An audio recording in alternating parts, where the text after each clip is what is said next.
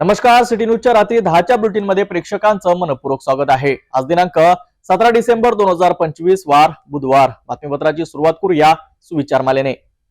सामर्थ्य म्हणजे जीवन, दुर्बलता म्हणजे मृत्यू, प्रेम म्हणजे जीवन, शत्रुत्व म्हणजे मृत्यू। आजचा सुविचार आपण बघितला। आता बघूया बातमीपत्रातील ठळक बातम्या।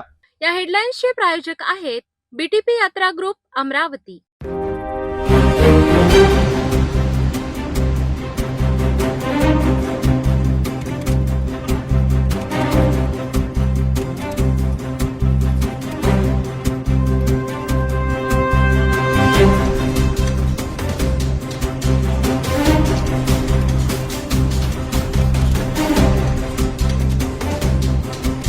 ठळक बातम्या बघितल्या। आता घेऊया एक छोटासा ब्रेक। शादी और ब्याह की शुरुआत आराधना साड़ी के साथ। Aradhana wholesale shopping mall L2 Bijland complex Nandgaon Peth Amravati Jawahar road Amravati. Break नंतर बघूया सविस्तर बातम्या। अमरावती महानगरपालिकेच्या सार्वत्रिक निवडणूक 2025 संदर्भात आज एक महत्त्वपूर्ण पत्रकार परिषद पार पडली। महानगरपालिका आयुक्त सौम्या शर्मा चांडक यांच्या अध्यक्षतेखाली आयोजित या पत्रकार परिषदेत निवडणूक प्रक्रियेबाबत सविस्तर माहिती देण्यात आली। मतदार यादी, निवडणूक अधिकारी, मतदान व मतमोजणीच्या तारखांबाबत प्रशासनाने अधिकृत घोषणा केली आहे। पाहूया सविस्तर रिपोर्टमध्ये। अमरावती महानगरपालिका सार्वत्रिक निवडणूक 2025 संदर्भात अमरावती महानगरपालिकेत 17 डिसेंबर 2025 रोजी पत्रकार परिषद घेण्यात आली। या पत्रकार परिषदेला महानगरपालिका आयुक्त सौम्य शर्मा चांडक यांनी संबोधित केले। राज्य निवडणूक आयोगाच्या आदेशानुसार 1 जुलै 2025 रोजी अस्तित्वात असलेल्या विधानसभा मतदार यादीनुसार अमरावती महानगरपालिकेच्या 22 प्रभागांसाठी प्रारूप मतदार यादी तयार करण्यात आली होती। ही प्रारूप मतदार यादी 20 नोव्हेंबर 2025 रोजी प्रसिद्ध करण्यात आली होती। यानंतर 20 नोव्हेंबर ते 3 डिसेंबर 2025 या कालावधीत नागरिकांकडून हरकती व सूचना मागविण्यात आल्या। प्राप्त हरकतींवर निर्णय घेऊन प्रभागनिहाय अंतिम मतदार यादी 15 डिसेंबर 2025 रोजी प्रमाणित करण्यात आली असून ती महानगरपालिकेच्या झोन कार्यालयांमध्ये तसेच अधिकृत संकेतस्थळावर उपलब्ध आहे। राज्य निवडणूक आयोगाने 15 डिसेंबर 2025 रोजी अमरावती महानगरपालिका निवडणुका अधिकृत कार्यक्रम जाहीर केला। या निवडणुकीसाठी एकूण 7 निवडणूक निर्णय अधिकाऱ्यांची नियुक्ती करण्यात आली असून त्यांची कार्यालये विविध झोन व प्रभागांमध्ये कार्यरत असतील। अंतिम मतदार यादीनुसार अमरावती महानगरपालिकेत एकूण 6,77,180 मतदार असून त्यामध्ये 3,37,935 महिला, 3,39,177 पुरुष आणि 68 इतर मतदारांचा समावेश आहे। मतदारांनी आपले नाव मतदार यादीत शोधण्यासाठी राज्य निवडणूक आयोगाने mahasekvoterlist.in हे संकेतस्थळ उपलब्ध करून दिले आहे। निवडणूक 15 जानेवारी 2026 रोजी होणार असून मतमोजणी 16 जानेवारी 2026 रोजी स्पोर्ट्स कॉम्प्लेक्स नवसारी अमरावती येथे पार पडणार आहे। या पत्रकार परिषदेला अतिरिक्त आयुक्त शिल्पा नाईक, उपायुक्त योगेश पिठे, जनसंपर्क अधिकारी भूषण पुसतकर, सहाय्यक निवडणूक अधिकारी अक्षय निलंगे यांच्यासह मोठ्या संख्येने पत्रकार उपस्थित होते। राज्य निवडणूक आयोगाच्या आदेशाप्रमाणे प्रेस कॉन्फरन्स प्रमाणे महानगरपालिका अमरावतीच्या आमच्या राज्याची इतर 29 महानगरपालिकांसोबत निवडणूकचा कार्यक्रम जाहीर करण्यात आलेला आहे आणि त्याचप्रमाणे अमरावती महानगरपालिकामध्ये निवडणूकची पूर्ण प्रक्रिया आणि त्याची तयारी सुरू करण्यात आली आहे। त्याच पार्श्वभूमीवर आज इथे एक प्रेस कॉन्फरन्स आयोजित केलेली आहे। इथे आपल्या सर्वांना अमरावती शहराचे महानगरपालिका निवडणूक विषयक सूचना थेट देता येईल। सर्वप्रथम आपला जे कार्यक्रम आहे ते 15 डिसेंबर रोजीला जाहीर करण्यात आला आहे आणि तेव्हापासून आदर्श आचारसंहिता पण लागू झालेली आहे। याची आदर्श आचारसंहिता याची अंमलबजावणी आपण तेव्हापासूनच सुरू केली आहे। सगळी बॅनर होर्डिंग काढणे आणि इतर जे कार्यवाही आहे ते आपण सुरू केलेली आहे। त्याच्यानंतर आपला जर महानगरपालिकाबद्दल आपण विचारला तर मतदार यादी जी आहे ते जे 1 जुलै 2025 रोजी जे विधानसभाची यादी होती त्याच यादीप्रमाणे आपली मतदार यादी तयार करण्यात आलेली आहे। या यादीमध्ये नाव डिलिशन, एडिशन ही जे विषय आहे ते राज्य निवडणूक आयोगाच्या नसल्यामुळे फक्त नाव एक ठिकाणी दुसऱ्या ठिकाणला शिफ्ट आपण करण्याचा आपल्याकडे अधिकार आहे. म्हणजे ज्या लोकांनी त्यांचे नाव समावेश आहे आणि त्या नावाला एक ठिकाणी दुसऱ्या ठिकाणला शिफ्ट करायचा होता किंवा समजा प्रभाग निहाय मतदार यादीचं विभाजन करताना समजा एका व्यक्तीचे नाव चुकीने दुसऱ्या ठिकाणला आले, ऐसा करेक्शन इथे अपेक्षित होती. ही करेक्शनसाठी आपण आपले प्रत्येक प्रभाग निहाय टीम गठीत केली होती. या टीम मध्ये इंजिनियर होते आणि त्याच्यासोबत इतर आपले झोन स्तराचे अधिकारी लोक होते. यांनी प्रत्यक्ष पाहणी करून आपल्याकडे जेवढी ऍप्लिकेशन प्राप्त होती, जवळपास 950 आपल्याकडे अर्ज प्राप्त होते. प्रत्येक ऍप्लिकेशनची अर्जदार सोबत प्रत्यक्ष पाहणी करून चेक केलेला आहे आणि जिथे जिथे ऍक्च्युअल त्रुटी आढळण्यास आली तर ते आपल्या स्तरावर त्याचं निवारण करण्यात आलेलं आहे. आणि त्याचप्रमाणे फायनल मतदार यादी आपली अपलोड झाली आहे आणि ते फायनल आता करण्यात आलेली आहे. त्याच पार्श्वभूमीवर आपला महानगरपालिकाची निवडणूक आहे, याच्यासाठी एकूण प्रभाग 22 आहे आणि टोटल 87 सदस्य आहे. यामध्ये प्रत्येक प्रभाग 4 सदस्य आहे. प्रभाग क्रमांक 9 वडाली SRPF जे आहे ते 3 सदस्य प्रभाग असा ठेवला आहे. त्याच्यानंतर यामध्ये जर रिझर्वेशन बद्दल विचारला तर अनुसूचित जातीची एकूण 15 अशी सीट्स आहेत, त्यापैकी 8 महिला. अनुसूचित जमातीसाठी 2, त्यापैकी 1 महिला. OBC रिझर्वेशन साठी टोटल 23 अशी सीट्स, त्यापैकी 12 महिला. सर्वसाधारण 47 सीट्स, त्यापैकी 23 महिला असा आहे. या रिझर्वेशनची पूर्ण प्रक्रिया आपल्या सर्वांच्या समोर इथे आपल्या महानगरपालिकाच्या हॉलला घेण्यात आलेली आहे आणि ते पण निश्चित करण्यात आलेली आहे. त्याच्यानंतर आपला जे 22 प्रभाग आहे, या 22 प्रभागाला आपण 7 रिटर्निंग ऑफिसरच्या अंतर्गत वाटप केले आहे. ही 7 आपले जे प्रभाग आहे ते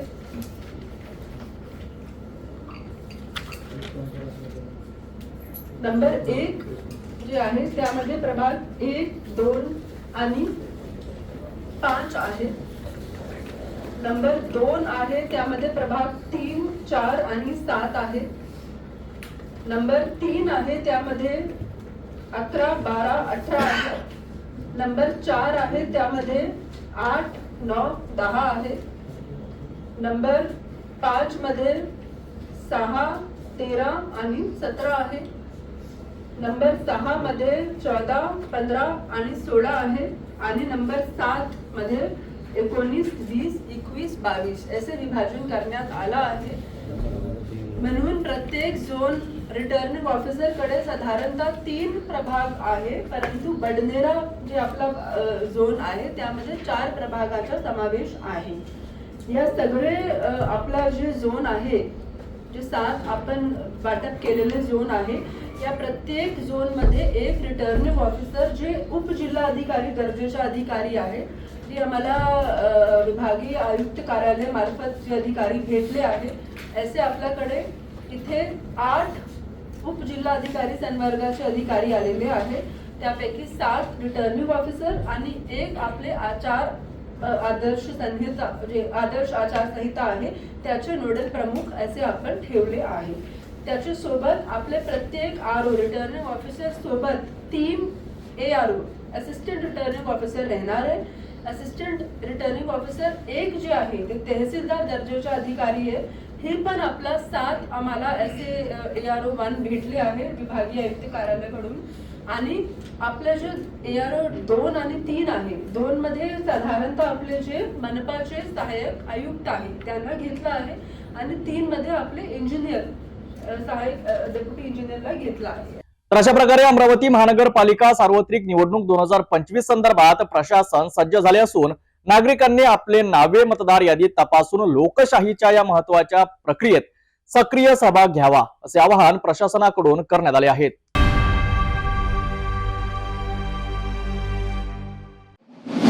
महानगरपालिका निवडणुकीच्या पार्श्वभूमीवर अमरावतीच्या राजकारणात मोठी हालचाल पाहायला मिळत आहे. युवा सन्मान पक्षाचे अध्यक्ष आणि आमदार रवी राणा यांनी आगामी निवडणुकीसंदर्भात महत्वपूर्ण वक्तव्य केले आहे. भाजप आणि शिवसेनेसह युती करून निवडणूक लढवणार असल्याचं राणा यांनी स्पष्ट केलं आहे. युवा स्वाभिमान पार्टी, भारतीय जनता पार्टी आणि शिवसेना एकत्र महायुती लढणार आहे. त्या ठिकाणी मोठ्या प्रमाणात युवा स्वाभिमान पार्टीकडे जवळपास 468 उमेदवारी अर्ज केलेले. मोठ्या प्रमाणात या ठिकाणी उमेदवारी संदर्भात अनेक कार्यकर्त्यांची मागणी आहे. उद्यापासून युवा स्वाभिमान पार्टी कार्यालयामध्ये सगळ्यांची इंटरव्ह्यू आहे. त्याच्या 21 लोकांची कोर कमिटी बसेल आणि येणाऱ्या 4-5 दिवसामध्ये आमचा पक्षाचा सर्वेसुद्धा आम्ही केलेला आहे. त्या सर्वेचा सुद्धा रिपोर्ट येणार आहे. त्याच्यानंतर त्या ठिकाणी उमेदवारी ज्या वाटप होईल त्या वाटपेनुसार त्या ठिकाणी आम्ही उमेदवार प्रभागामध्ये देऊ. ज्या ठिकाणी 10 उमेदवार एका प्रभागामध्ये एका गटामध्ये मागत आहे त्या 9 लोकांना समजवणं हे सुद्धा एक कसरत आहे. म्हणून त्या ठिकाणी जास्तीत जास्त त्या ठिकाणी सगळे मागणारे जे उमेदवार आहेत ते थांबले पाहिजे आणि एक मतानं एका उमेदवाराला सगळे निवडून दिलं पाहिजे असा महायुतीचा फॉर्म्युला राहील. त्यावर आम्ही काम करू. युवा सन्मान पार्टीचे किती उमेदवार आहेत चालू आहे. त्याच्यावर आता ज्याची ताकद जिथं जास्त राहील, भारतीय जनता पार्टीची ताकद जिथं जास्त आहे, ज्या ठिकाणी शिवसेनेची ताकद आहे, ज्या ठिकाणी युवा स्वाभिमान पार्टीची ताकद आहे, ज्याची ताकद जिथे जास्त राहील तो उमेदवार देऊ. आम्हाला भारतीय जनता पार्टीचा महापौर बनवायचा आहे. युवा स्वाभिमान, भाजप आणि शिवसेनेच्या संभाव्य युतीमुळे महानगरपालिका निवडणुकीत रंगत वाढण्याची चिन्ह आहेत. आता सर्वांचं लक्ष लागलं आहे की कोर कमिटीच्या सर्वेक्षण अहवालाकडे आणि उमेदवारी वाटपाकडे.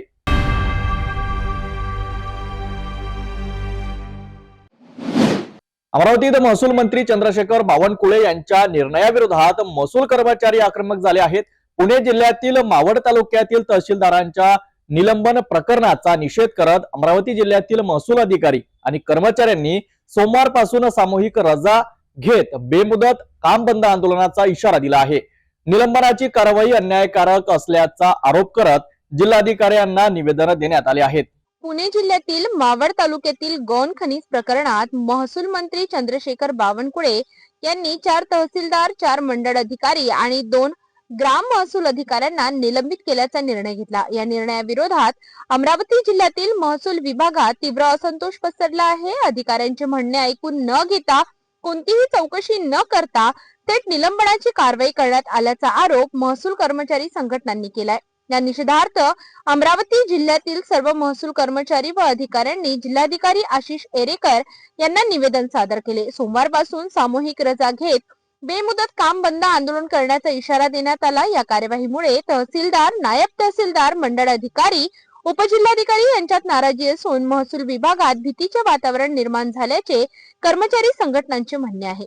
निलंबित अधिकाऱ्यांवर करण्यात आलेली कार्यवाही तात्काळ रद्द करून त्यांना पूर्वपदावर पदस्थापना द्यावी अशी मागणी महसूल कर्मचारी व अधिकाऱ्यांच्या संघटनेने महसूल मंत्र्यांकडे केली आहे. म्हणजे विधिमंडळाचं अधिवेशन सुरू असताना 12 डिसेंबर रोजी महसूल अधिकाऱ्यांना ज्या प्रकारे निलंबित करण्याची घोषणा विधानसभेत झाली होती, त्या अनुषंगानं महसूल विभागात एक असुरक्षिततेची भावना निर्माण झाल्यामुळे महसूल विभागातील ज्या वेगवेगळ्या संघटना आहे, त्यामध्ये महसूल सेवक संघटना आहे किंवा आपल्या कर्मचारी संघटना, तलाठी संघटना, मंडळ अधिकारी संघटना, नायब तहसीलदार संघटना यांनी समन्वय करून एकतर्फे जी कार्यवाही करण्यात आली त्या अनुषंगानं त्याचा निषेध नोंदवण्यासाठी या ठिकाणी आज हे आम्ही माननीय मुख्यमंत्र्यांना, माननीय जिल्हाधिकारी अमरावती यांच्या मार्फत निवेदन या ठिकाणी सादर केलेलं आहे. त्या अनुषंगानं या अधिकाऱ्यांवर जी अन्यायकारक कार्यवाही झालेली आहे ती कार्यवाही ताबडतोब मागे घेण्यात यावी अशी या सर्व आमच्या समन्वय महासंघाची या ठिकाणी भूमिका आहे. त्या अनुषंगानं जर यांचं निलंबन जर मागे घेतलं गेलं नाही तर राज्यस्तरावरून 19 तारखेपासून कामबंद आंदोलन करण्याबाबत त्या ठिकाणी शासनाला सूचना देण्यात आलेल्या आहे. त्या अनुषंगानं याही व्यतिरिक्त निवडणूक आणि नैसर्गिक आपत्ती सोडून उर्वरित कामे बंद करण्याचा महासंघाने या ठिकाणी निर्णय घेतलेला आहे. त्या अनुषंगानं जर काही वेगळ्या सूचना उद्या 18 तारखेला अप्पर मुख्य सचिव यांच्या दालनात सर्व महासंघाची बैठक आयोजित करण्यात आलेली आहे. त्या अनुषंगानं उद्या यामध्ये तोडगा निघेल अशी सर्व महसूल कर्मचाऱ्यातील सर्व परिवारातील सर्व सदस्यांना आम्हाला खात्री आहे आणि तोडगा जर नाही निघाला त्या अनुषंगानं जर उद्यापासून जे संघटनेचे वरिष्ठ पदाधिकारी जे निर्देश देतील त्या अनुषंगानं पुढील कार्यवाही करण्यात येईल. या दरम्यान सोमवारपासून महसूल विभागाने कामबंद आंदोलन केल्यास सामान्य नागरिकांच्या महसूल विषयक कामांवर मोठा परिणाम होण्याची शक्यता आहे. आता या प्रकरणावर महसूल मंत्री काय निर्णय घेतात याकडे सर्वांचं लक्ष लागलं आहे.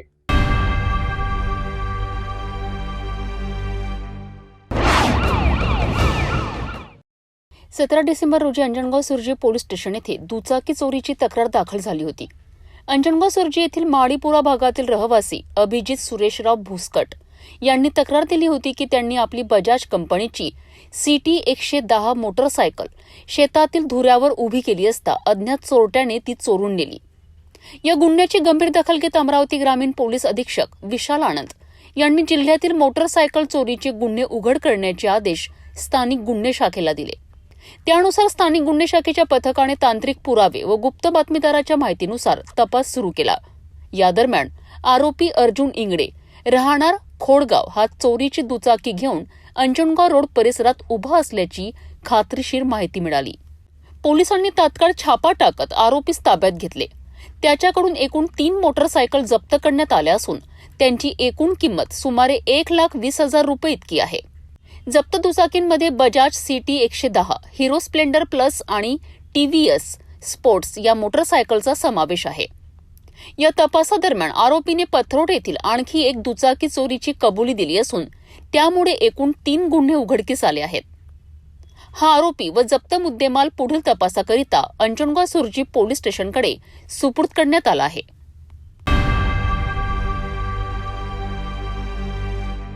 तपोवनपासून फक्त 1.5 किलोमीटर अंतरावर राधानगरी लेआउट लेक व्ह्यू प्लॉटसह मोजकेच प्लॉट शिल्लक. त्वरित संपर्क करा 9930706667 किंवा 7620433325 या क्रमांकावर. धंतोली परिसरात अंमली पदार्थाविरोधात मोठी कारवाई करण्यात आली आहे. अँटी ड्रग्ज टास्क फोर्स आणि धंतोली पोलिसांनी संयुक्तरित्या कारवाई करत MD अंमली पदार्थासह एका आरोपीला अटक केली आहे. ही कारवाई 17 डिसेंबर रोजी दुपारी 4:30च्या सुमारास करण्यात आली. गुप्त माहितीच्या आधारे अँटी ड्रग्ज टास्क फोर्स आणि धंतोली पोलिसांनी संयुक्त कारवाई करत धंतोली पोलीस ठाण्याच्या हद्दीत मोठी कारवाई केली आहे. 17 डिसेंबर रोजी MD मेफेड्रॉन अंमली पदार्थाची विक्री होणार असल्याची माहिती पोलिसांना मिळाली होती. या माहितीच्या आधारे पोलिसांनी सापळा रचत संशयित आरोपीला ताब्यात घेतले.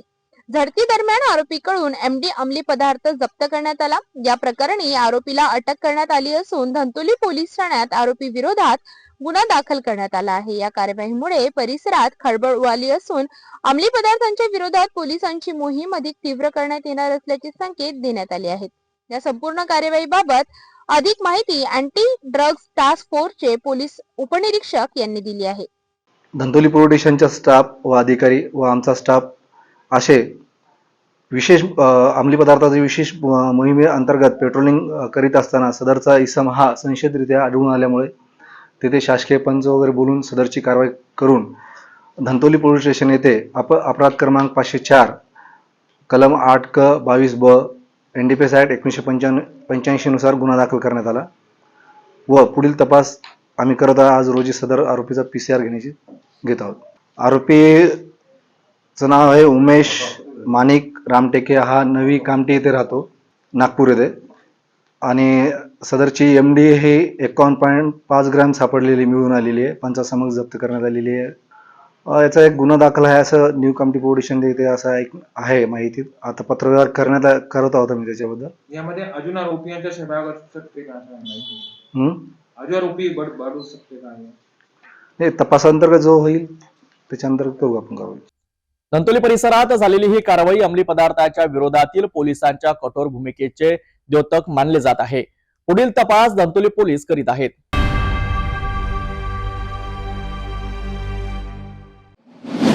नागपूर शहरात चोरट्यांनी पुन्हा एकदा पोलिसांच्या सुरक्षेला आव्हान दिलं आहे.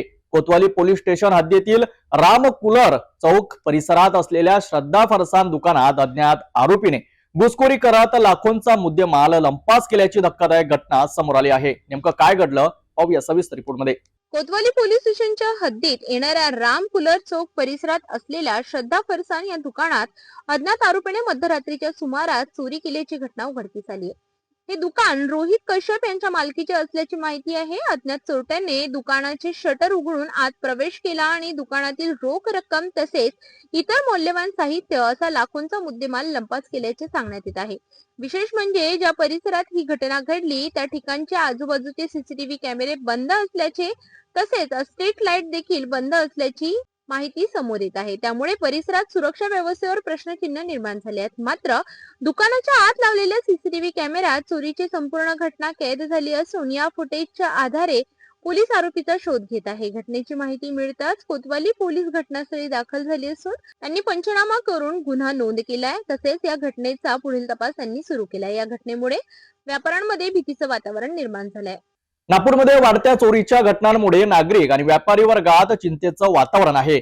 या प्रकरणात पोलीस लवकरच आरोपीला अटक करतात का याकडे आता सर्वांचं लक्ष लागलं आहे.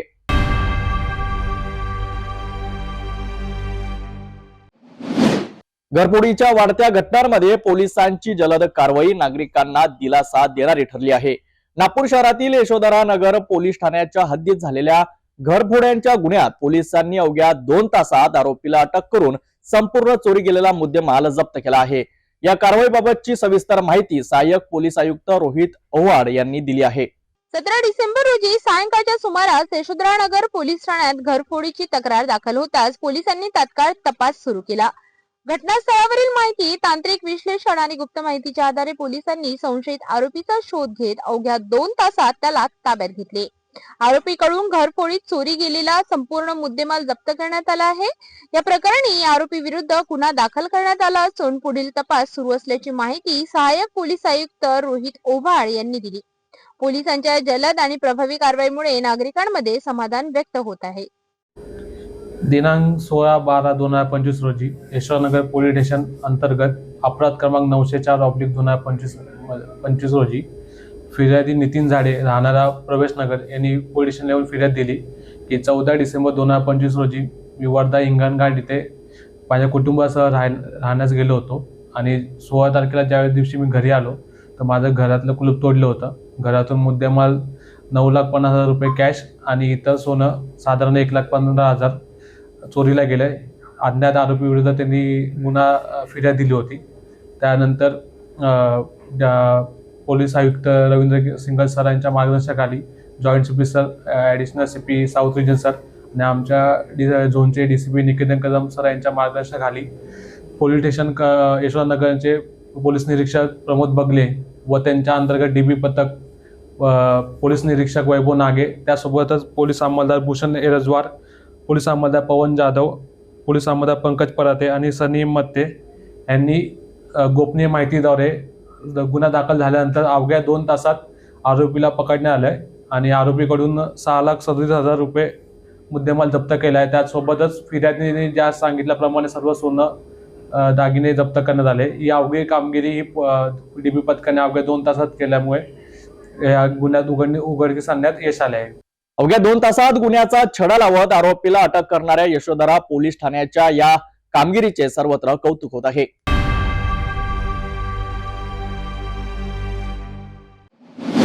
बारमध्ये तोडफोड करत बार मालकावर जीवघेणा हल्ला करून ड्रॉवर मधील रोख रक्कम लंपास करणाऱ्या टोळीला प्रतापनगर पोलिसांनी अटक केली आहे. या प्रकरणात तब्बल 10 आरोपींना अटक करण्यात आली असून ज्यामध्ये एक कुख्यात गुन्हेगारांचाही समावेश असल्याची माहिती प्रतापनगर पोलीस ठाण्याचे वरिष्ठ पोलीस निरीक्षक पंकज बोंडसे यांनी दिली आहे. नेमकं काय हे प्रकरण पाहूया सविस्तर रिपोर्टमध्ये. 17 डिसेंबरच्या दुपारच्या सुमारास प्रतापनगर परिसरातील एका बारमध्ये 10 जणांच्या टोळीने घुसखोरी करत मोठ्या प्रमाणात तोडफोड केली. या आरोपींनी बारमधील साहित्याचे नुकसान करत बार मालकावर हल्ला केला. तसेच बारच्या ड्रॉवर मधील रोख रक्कम चोरून नेल्याची प्राथमिक माहिती आहे. घटनेनंतर प्रतापनगर पोलिसांनी तात्काळ तपासाची चक्रे फिरवत सीसीटीव्ही फुटेज, गोपनीय माहिती आणि तांत्रिक विश्लेषणाच्या आधारे आरोपींचा शोध घेतला.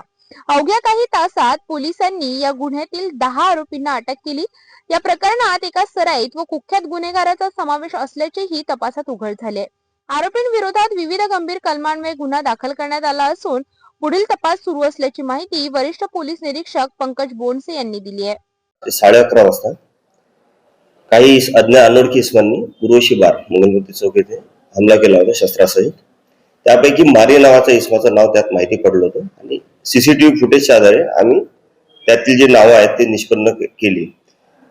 त्यामध्ये बारमध्ये उशिरा बसण्यासाठी त्यांनी आग्रह धरला होता आरोपींनी. तर बार मालकांनी त्यांना मनाई केल्याने त्यांनी हा सशस्त्र हल्ला केलेला होता. त्यात त्यांनी सशस्त्र हल्ला करून बारच्या गल्ल्यातील 26,000 लुटून नेले होते आणि कॅप्कॉम कंपनीचा मोबाईल लुटून नेलेला होता. त्यानंतर मारी नावाच्या इसमाचा आम्ही शोध लावून 24 तासात 3 आरोपी अटक केले. त्यानंतर प्रत्येक 10 तासानंतर बाकीचे असे 10 आरोपी आम्ही अटक केलेले आहे. त्यात चोरीस गेलेला मुद्देमाल, मोबाईल आणि काही रक्कम जप्त करण्यात आलेली आहे. तसे त्यांच्याकडे त्यांनी वापरलेले वाहने ते पण आम्ही जप्त केलेले आहेत. असा 1,81,200 रुपयाचा मुद्देमाल आम्ही जप्त केलेला आहे आणि 10 आरोपीस अटक करण्यात आलेली आहे. ते PCR मध्ये ते आहेत. सदरची कामगिरी जी आहे ती मान्य पोलीस आयुक्त साहेब यांच्या सूचनेनुसार मान्य पोलीस उपायुक्त साहेब रेड्डी सर, तसेच सहाय्यक पोलीस आयुक्त साहेब MIDC विभाग गुरव सर यांनी व राणाप्रताप नगर पोलीस स्टेशनच्या DV पथकाने तसेच API तांबे यांनी केलेले. पकडलेला जो आरोपी आहे त्यापैकी जो मुख्य आरोपी आहे त्याला मारी असे म्हणतात. त्याचं नाव आहे अनिकेत शेंद्रे आणि याच्यावर गुन्हे आहेत जुने. तसेच त्याचे काही साथीदार त्यांच्यावर सुद्धा जुने गुन्हे आहेत. बारमध्ये घडलेल्या या गंभीर घटनेनंतर प्रतापनगर पोलिसांनी जलद आणि प्रभावी कारवाई करत आरोपींना अटक केली आहे. शहरातील कायदा व सुव्यवस्था अबाधित ठेवण्यासाठी पोलीस प्रशासन सज्ज असल्याचे यामुळे पुन्हा एकदा स्पष्ट झाले आहे.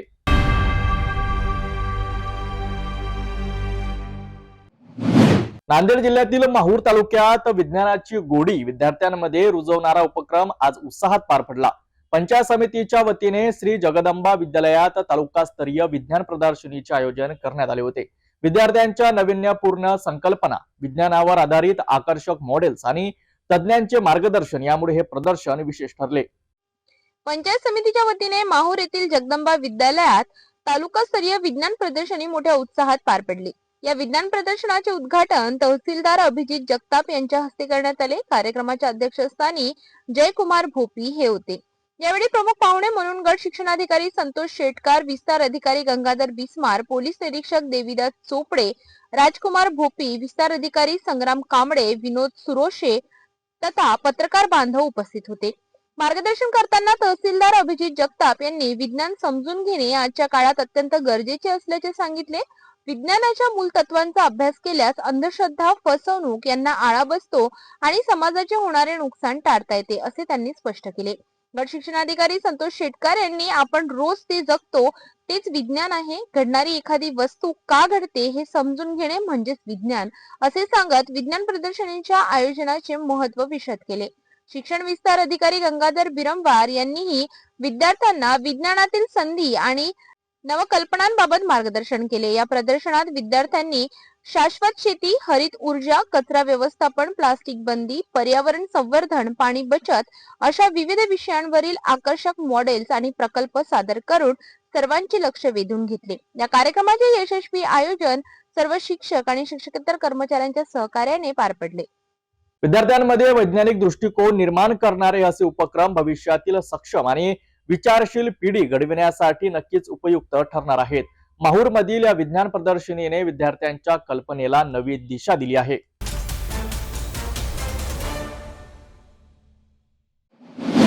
बुलढाण्यातून एक धक्कादायक आणि संतापजनक बातमी समोर आली आहे. राज्यातील आरोग्य व्यवस्थेचे अक्षरशः 3-13 वाजल्याचे चित्र बुलढाणा जिल्ह्यातील आदिवासी भागात पाहायला मिळत आहे.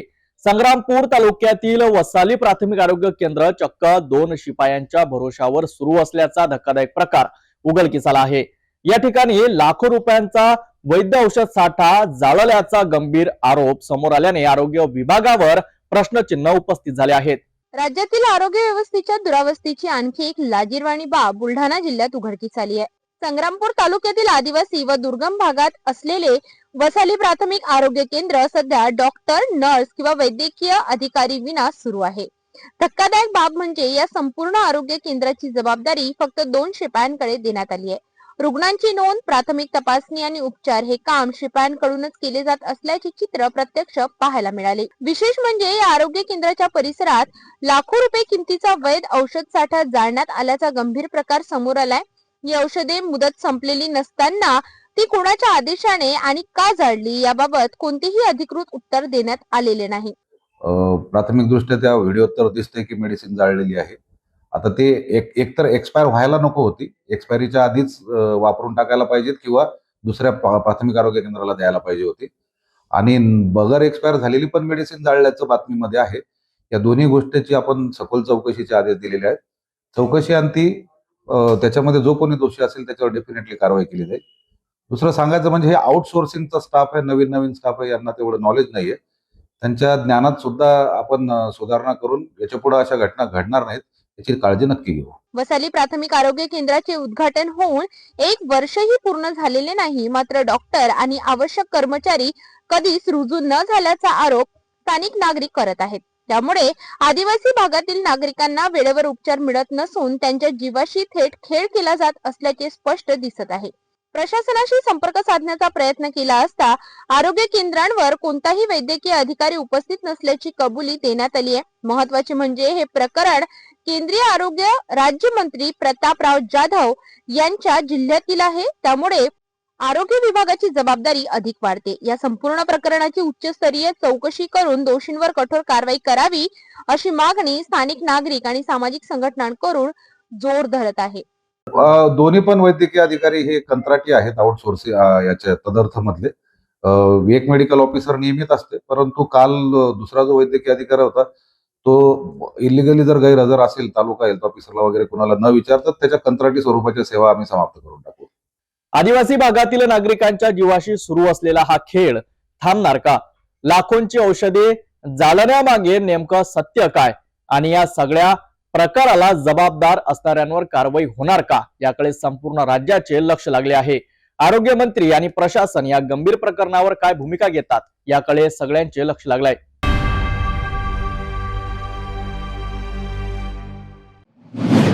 यवतमाळ नगर परिषद निवडणुकी दरम्यान एक गंभीर आणि संवेदनशील मुद्दा समोर आला आहे. भाजप शिंदे गटाची शिवसेना आणि काँग्रेसकडून मतदानाचे छायाचित्र असलेल्या वोटर स्लिपमध्ये वितरित केल्या जात असल्याचा आरोप होत आहे. या प्रकारामुळे मतदारांच्या वैयक्तिक माहितीच्या सुरक्षेचा प्रश्न उपस्थित झाला असून शिवसेना उभाटा गटाने याला थेट आक्षेप घेतला आहे. नेमकं काय आहे प्रकरण पाहूया सविस्तर रिपोर्टमध्ये. यवतमाळ नगरपालिका निवडणुकीच्या पार्श्वभूमीवर काँग्रेस, भाजप आणि शिंदे गटाच्या शिवसेनेकडून मतदारांचे छायाचित्र असलेल्या वोटर स्लिप्स वितरित केल्या जात असल्याचे समोर आले आहे.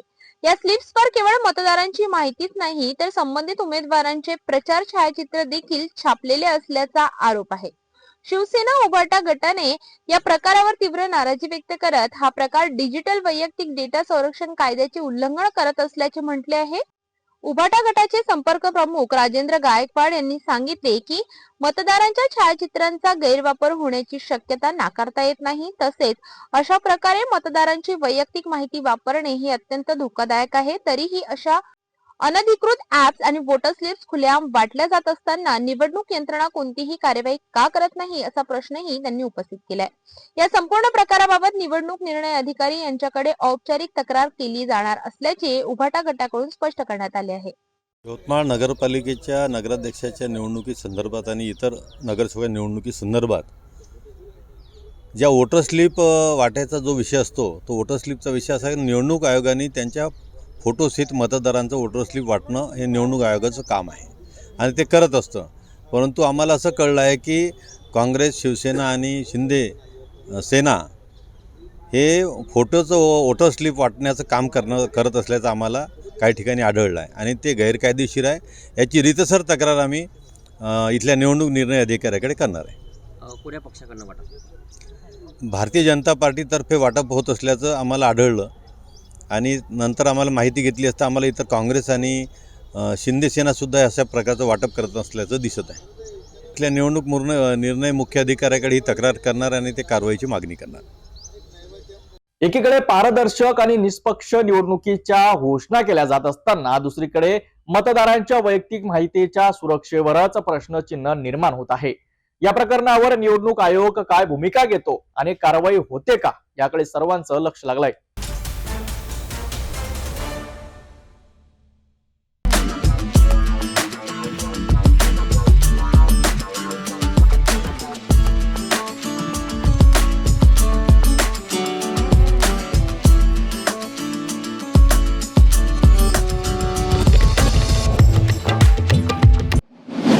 विद्यार्थ्यांच्या भवितव्याशी खेळ सुरू आहे का?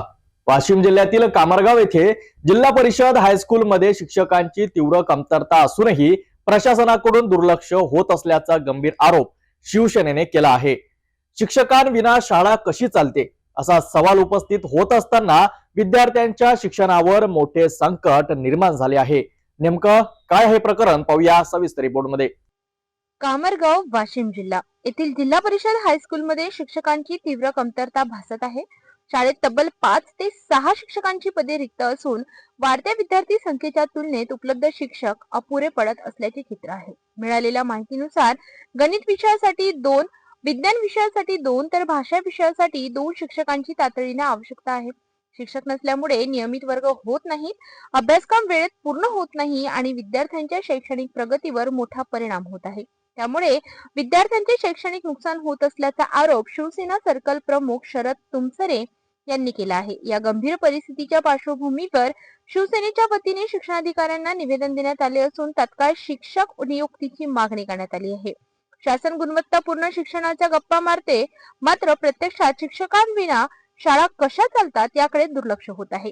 असा थेट राजकीय टोला लगावत वेळीच निर्णय न घेतल्यास जन आंदोलनाचा इशारा येथील शिवसेनेकडून देण्यात आला आहे. एकीकडे शिक्षण हक्क कायद्याच्या गप्पा तर दुसरीकडे शिक्षकाविना चालणाऱ्या शाळा. कामरगावच्या या शाळेतील विद्यार्थ्यांच्या भवितव्याची जबाबदारी प्रशासन घेणार का, की शिवसेनेचा इशारा प्रत्यक्ष आंदोलनात उतरणार, याकडे आता सर्वांचं लक्ष लागलं आहे.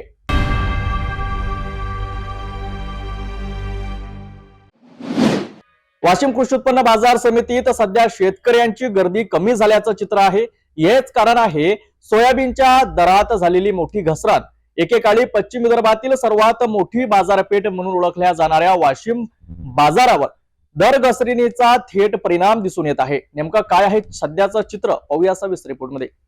वाशिम कृषी उत्पन्न बाजार समिती ही पश्चिम विदर्भातील प्रमुख बाजारपेठ मानली जाते. 1.5 महिन्यांपूर्वी सोयाबीनला चांगले दर मिळत असल्याने दररोज तब्बल 25 ते 30 हजार क्विंटल सोयाबीनची आवक होत होती. मात्र सध्या बाजारात बिजवाई सोयाबीनचे दर 6,000 रुपयांच्या आत गेल्यामुळे शेतकऱ्यांनी विक्रीकडे पाठ फिरविली आहे. त्यातच नाफेड मार्फत हमी भावाने खरेदी सुरू असल्याने अनेक शेतकरी थेट नाफेडकडे सोयाबीन विकण्यास प्राधान्य देत आहेत.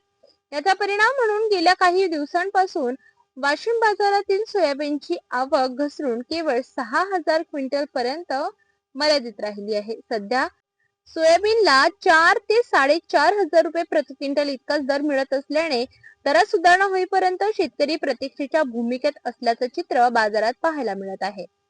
एकीकडे दर घसरण तर दुसरीकडे हमी भाव खरेदी, या दोन्हींचा फटका वाशिम बाजार समितीच्या आवकेला बसतानाचं चित्र दिसून येत आहे.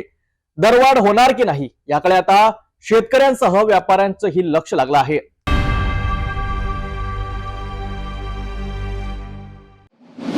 वाशिम जिल्ह्यातून एक अत्यंत गंभीर आणि धक्कादायक बातमी समोर येत आहे. स्फोटक साहित्याच्या प्रकरणात वाशिम पोलिसांनी मोठी कारवाई करत तब्बल 1,77,000 रुपयाचे डेटोनेटर जप्त केले आहेत.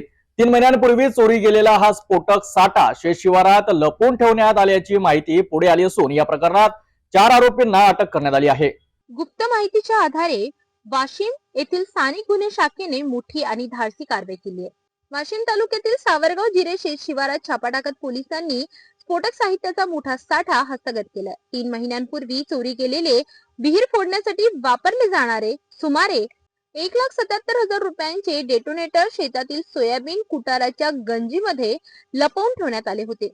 या ठिकाणी ठेवलेल्या 7 नायलॉनच्या गोण्यांमधून मोठ्या प्रमाणात डेटोनेटर पोलिसांनी जप्त केल्यात. ही कार्यवाही स्थानिक गुन्हे शाखेने अत्यंत गोपनीयतेने पार पाडली. या प्रकरणात 4 आरोपींना ताब्यात घेण्यात आले असून स्फोटक साहित्य कुठून आणले, कुठे वापरण्याचा कट होता याचा तपास सध्या सुरू आहे. त्या संपूर्ण प्रकरणाचा पुढील तपास वाशिम ग्रामीण पोलीस करीत असून स्फोटकांच्या गैरवापरांचा धोका टळल्याने मोठा अनर्थ टळल्याचे बोलले जात आहे. वाशिम मध्ये स्फोटक साहित्य सापडल्याची ही घटना अतिशय गंभीर मानली जात असून पोलीस तपासातून आणखी धक्कादायक खुलासे होण्याची शक्यता आहे.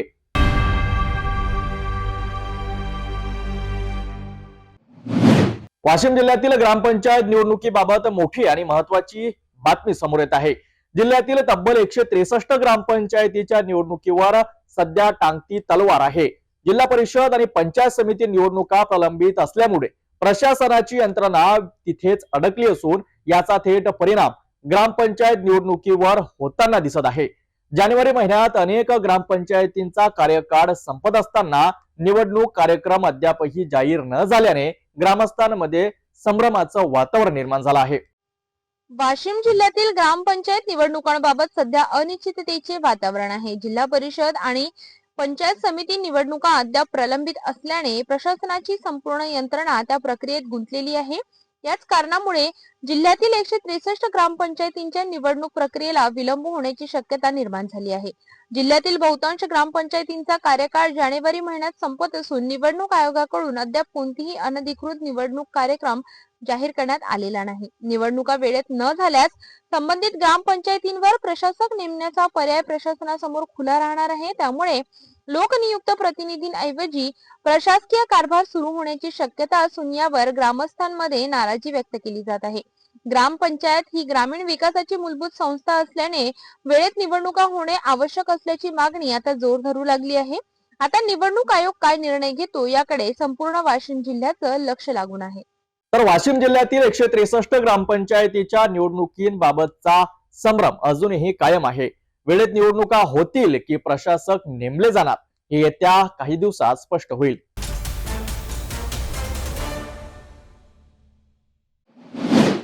लातूर जिल्ह्यातील अवैध गौण खनिज उत्खननाचा मुद्दा पुन्हा एकदा चर्चेत आला आहे. डोंगर पोखरून मुरुम उत्खनन जमिनीची चाळण आणि प्रशासनाची डोळेझाक या सगळ्या पार्श्वभूमीवर स्वतः महसूल मंत्री चंद्रशेखर बावनकुळे यांनी लातूर जिल्हाधिकाऱ्यांना थेट कारवाईच्या सूचना दिल्या आहेत. मात्र प्रश्न एकच आहे, खरंच कारवाई होणार का की प्रशासनातील सौदागर पुन्हा सौदे करत राहणार? लातूर तालुक्यातील सोनवती, अकरवाई, एकुरगा, रामलिंग, मुदगड, भोयरा आणि परिसरातील गावांमध्ये गेल्या अनेक महिन्यांपासून अवैध गौण खनिज उत्खनन सर्रास सुरू आहे. डोंगर पोखरून मुरुम उपसा केला जातोय. शेत जमिनींची चाळण होत आहे.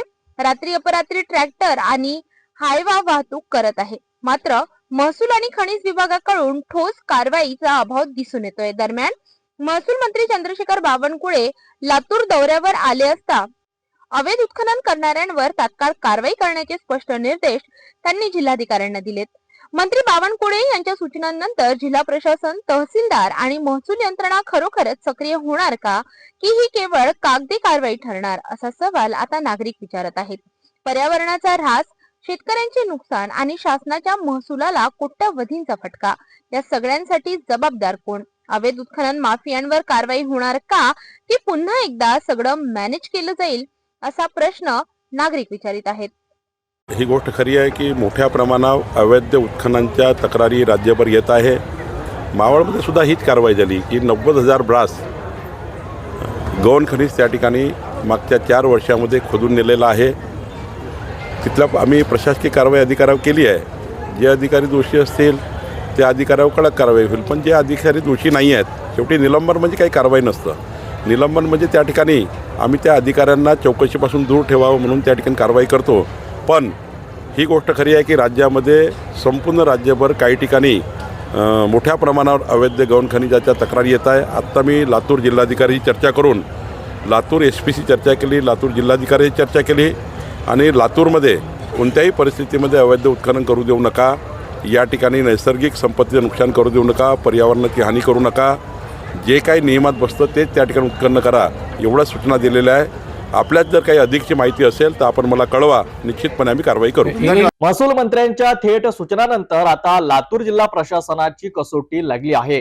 कारवाई कागदावर राहते की प्रत्यक्षात दिसते याकडे संपूर्ण लातूर जिल्ह्याचं लक्ष लागलं आहे.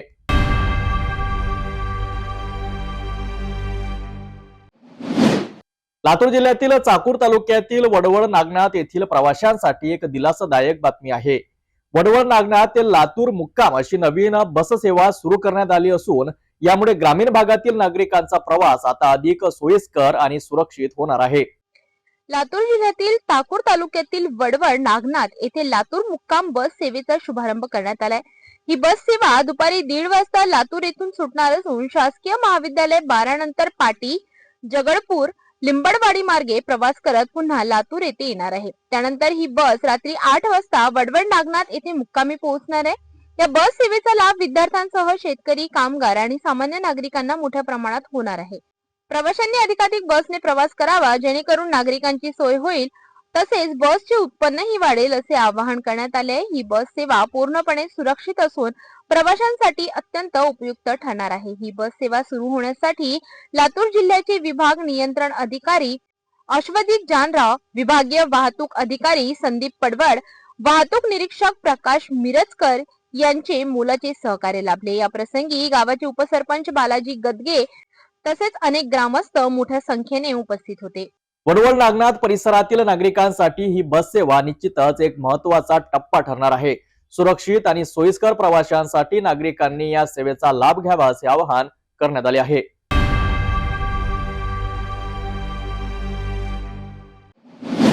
वाशिम जिल्ह्यातील रिसोड तालुक्यातून दापुरी खुर्द गावात उच्च दाब विद्युत वाहिनीमुळे ग्रामस्थांमध्ये भीतीचं वातावरण निर्माण झालं आहे.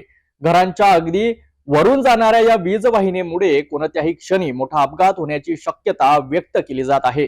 नेमकं काय आहे ग्रामस्थांची समस्या, पाहूया सविस्तर रिपोर्टमध्ये. वाशिम जिल्ह्यातील रिसोड तालुक्यात असलेल्या दापुरी खुर्द गावातून जाणारी उच्च दाबाची विद्युत वाहिनी ग्रामस्थांसाठी मोठी डोकेदुखी ठरत आहे. हे विद्युत वाहिनी थेट गावातील घरांच्या वरून गेल्यामुळे अपघातांचा धोका वाढला आहे. विशेष म्हणजे जोरदार वारा सुटल्यास विजेच्या तारा एकमेकांना घासून वारंवार शॉर्ट सर्किट होत असल्याचं ग्रामस्थ सांगतात.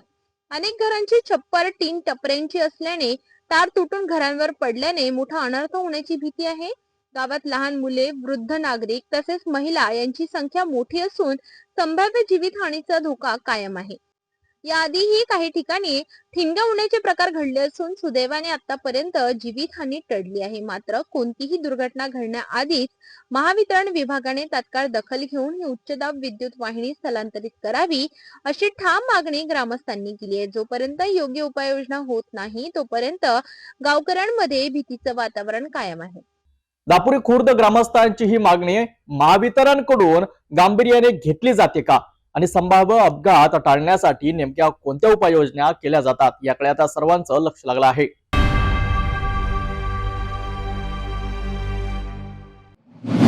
दावडा गावात एक गंभीर आणि धोकादायक प्रकार समोर आला आहे. घराच्या छतावरून जाणारी वीज वाहिनी कोणत्याही क्षणी जीवघेणा अपघात घडू शकते. महावितरणाच्या डीपी क्रमांक 14 वरील ही वीज तार तात्काळ हटविण्याची मागणी आता जोर धरू लागली आहे. नेमकं प्रकरण काय, पाहूया सविस्तर रिपोर्टमध्ये. भोकरदन तालुक्यातील धावडा गावात महावितरणच्या निष्काळजीपणामुळे मोठा धोका निर्माण झालाय. गावातील डीपी क्रमांक 14 वरून जाणारी वीज वाहिनी थेट एका नागरिकाच्या घराच्या छतावरून जात आहे.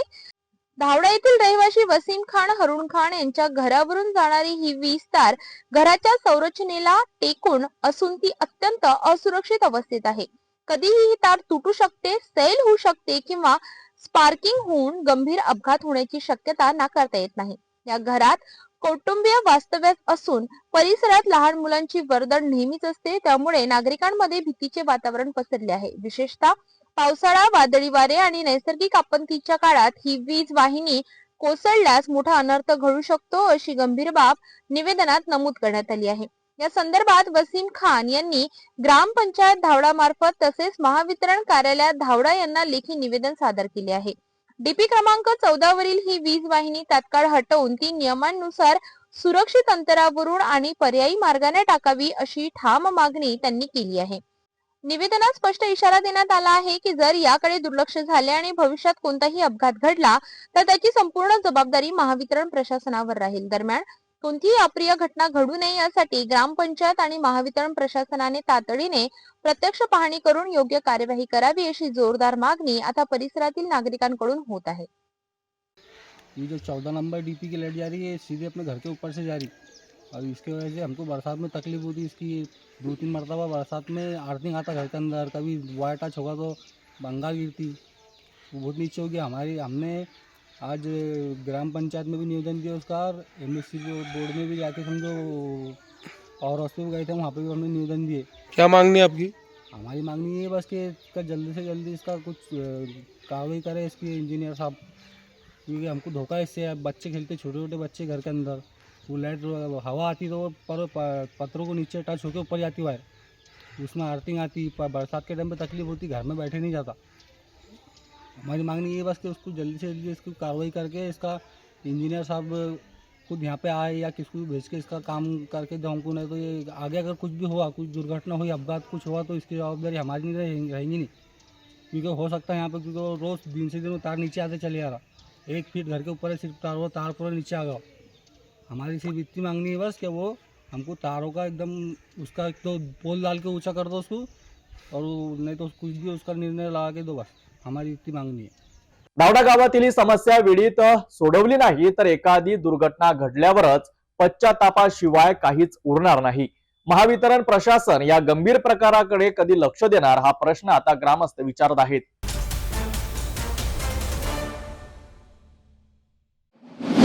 वाशिम जिल्ह्यातील शेलू बाजार येथून एक धक्कादायक घटना समोर आली आहे। शेलू बाजार मधील सोनल प्रकल्प कॉलनी परिसरात काही तरुणांनी एका तरुणावर चाकूने जीवघेणा हल्ला केल्याची धक्कादायक घटना काल रात्री घडली आहे।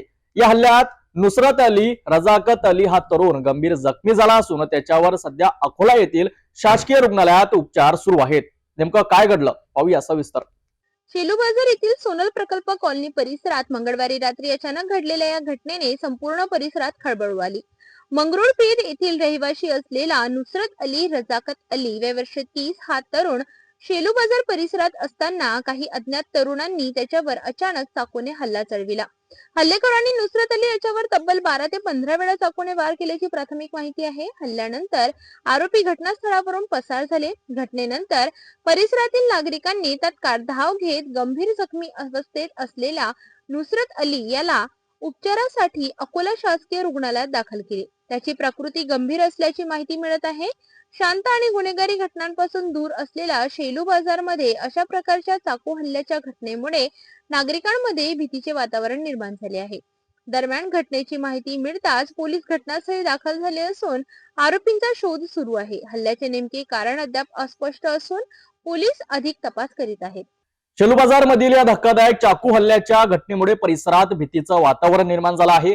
पोलीस आरोपींचा शोध घेत असून लवकरच आरोपींना अटक होईल अशी अपेक्षा व्यक्त केली जात आहे।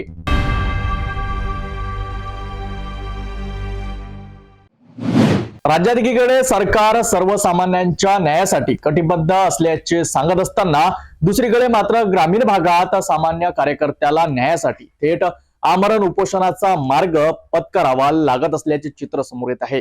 रावेर तालुक्यातील वाघोड गावातून एक धक्कादायक प्रकार समोर आला असून येथे एका सामान्य कार्यकर्त्याने थेट राज्याचे मुख्यमंत्री व गृहमंत्री देवेंद्र फडणवीस यांनाच न्यायासाठी हाक दिली आहे। नेमकं प्रकरण काय पाहूया सविस्तर रिपोर्टमध्ये।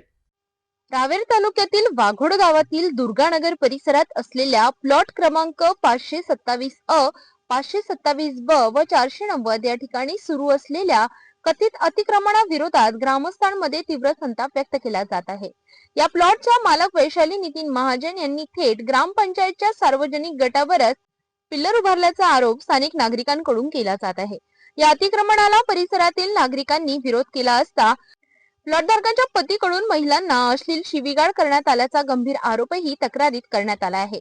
या प्रकाराबाबत ग्रामपंचायत कार्यालयात लेखी तक्रारी अर्ज देऊनही कोणती ठोस कारवाई होत नसल्याचा आरोप करत वाघोड गावातील सामाजिक कार्यकर्ते गजानन प्रकाश तायडे यांनी ग्रामपंचायत कार्यालयासमोर आमरण उपोषण सुरू केले। बुधवारी या उपोषणाचा 3रा दिवस असून उपोषण स्थळावरून गजानन तायडे यांनी थेट राज्याचे मुख्यमंत्री व गृहमंत्री देवेंद्र फडणवीस यांना न्यायासाठी आर्त हाक दिली आहे। वाघोड ग्रामपंचायत ठराविक लोकांनाच पाठीशी घालत असून सामान्य नागरिकांवर मात्र तात्काळ कारवाई केली जाते का असा सवालही यावेळी उपस्थित केला जात आहे। जोपर्यंत न्याय मिळत नाही तोपर्यंत उपोषण सुरूच राहणार असल्याचा इशारा गजानन तायडे यांनी दिला आहे। इतकेच नव्हे तर येत्या काही दिवसात येथे न्याय न मिळाल्यास थेट जिल्हाधिकारी कार्यालयासमोर आंदोलन व उपोषण करण्यात येईल असा स्पष्ट इशाराही त्यांनी सिटी न्यूजशी बोलताना दिला। मी जे उपोषण केलं आहे त्याचा काय म्हणजे उद्देश काय आहे? मी गजानन प्रकाश तायडे राहणार वाघोड तालुका रावेर जिल्हा जळगाव। हे उपोषण याच्यासाठी केलेले आहे, मी दुर्गानगर येथे राहता त्या प्लॉट नंबर 527 527 ब घरमालक वैशाली लीलाधर महाजन यांनी सरकारी मालमत्ता लादून सरकारी मालमत्तेचे नुकसान करून गटारीत पिल्लर ओतला आहे आणि त्यांच्या पतीने आमच्या वाड्यातली महिलांना अलिशील शिवीगाळ करून त्यांना समज दिल्यासुद्धा त्यांनी आम्हाला दमदाट्या दिल्या व मारण्याची धमकी दिली. त्यामुळे आम्ही या उपोषण करत आहे.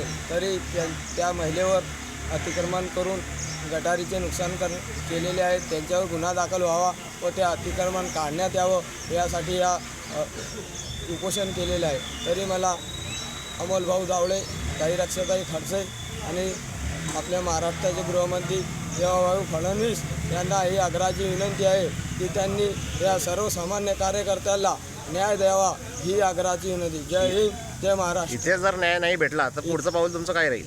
इथे नाही जर न्याय भेटला तर आम्ही जिल्हाधिकार्यालयासमोर आमरण उपोषण करू. जय हिंद, जय महाराष्ट्र. गटार फोडून बांधकाम झालेलं आहे, काय विषय नेमका?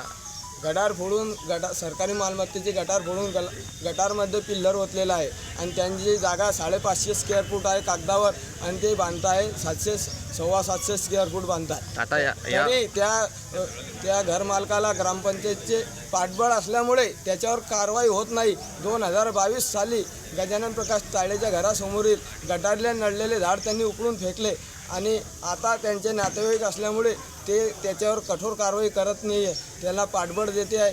तरी मी देवाभाऊंना विनंती करतो की गजानन तायडेला न्याय मिळावा.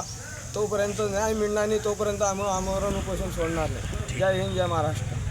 एकीकडे अतिक्रमणाविरोधात कठोर कारवाईचे दावे केले जात असताना दुसरीकडे सामान्य नागरिकाला न्यायासाठी उपोषण करावे लागत असल्याचे हे प्रकरण समोर येत आहे. या प्रकरणात प्रशासन काय भूमिका घेते, मुख्यमंत्री देवेंद्र फडणवीस यांनी दखल घेते का, याकडे सर्वांचं लक्ष लागलं आहे. जाता पुन्हा एकदा आजच्या ठळक बातम्या. या हेडलाईन्सचे प्रायोजक आहेत बीटीपी यात्रा ग्रुप अमरावती.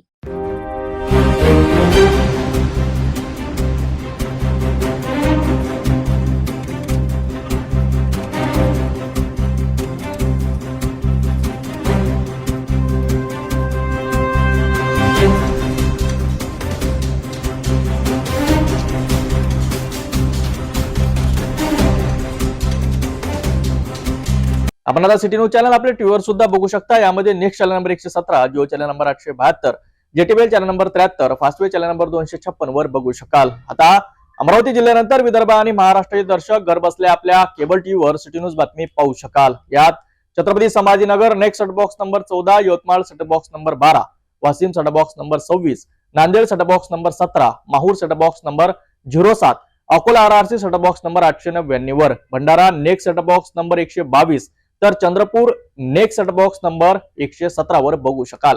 लवकरच आम्ही आपल्यापर्यंत पोहोचणार आहोत. जर आपल्या टीव्हीवर सिटी न्यूज चॅनल दिसत नसेल तर आपण आपल्या केबल ऑपरेटरशी संपर्क साधावा आणि आपण सिटी न्यूज केबलच्या व्यतिरिक्त युट्यूब, फेसबुक, इंस्टाग्राम आणि ट्विटरवर सुद्धा बघू शकता. याकरिता सोशल मीडिया अकाउंट सबस्क्राईब करा, फॉलो करा, लाईक करा. युट्यूब अकाउंट सबस्क्राईब करण्याकरिता सबस्क्राईब बटनला क्लिक करा आणि बेल आयकॉन दाबायला विसरू नका, कारण सर्वात आधी समाचार आपल्यापर्यंत पोहोचणार आहेत. तसेच सिटी न्यूजचे फेसबुक पेज लाईक करा, इंस्टाग्राम आणि ट्विटर हँडल फॉलो करा. आपण व्हॉट्सअपवर सूचना देऊन सुद्धा न्यूज प्राप्त करू शकता. व्हॉट्सअप नंबर खाली स्क्रीनवर येत आहे. ही बातमी तर एवढ्यावरच थांबूया. पुन्हा भेटून घडामोडी सोबत. नमस्कार. हर खबर पर पैनी नजर, हर मुद्दे पर सटीक वार, यही है सिटी न्यूज की पहचान. जहाँ सच्चाई की आवाज दबाई जाती है वहाँ सिटी न्यूज उठाता है सवाल. हर स्क्रीन पर, हर प्लेटफॉर्म पर हमारी मौजूदगी बोलती है. सिटी न्यूज हमेशा सच के साथ.